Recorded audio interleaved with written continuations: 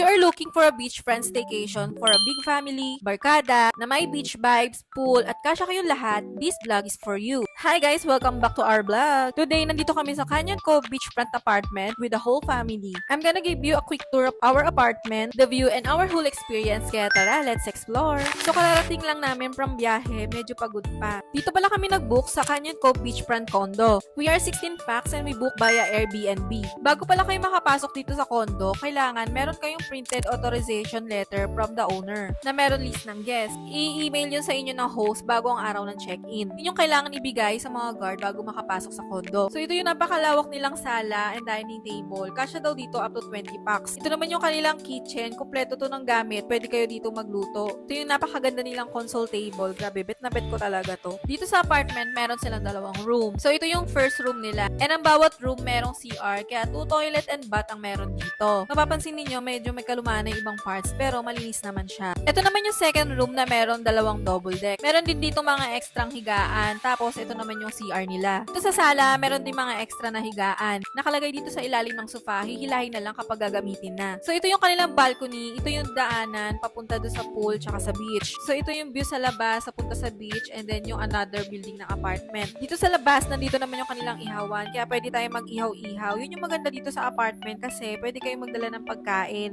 Ito naman yung kanilang pool, in fairness, malaki din siya. Ito palang Canyon Cove Condo, katabi niya rin mismo yung Canyon Cove Hotel and Spa. Ay, ang building na nakikita nyo dyan. Dyan mismo yung pool ng Canyon Cove Hotel. Ito naman yung entrance papunta sa kanilang beach.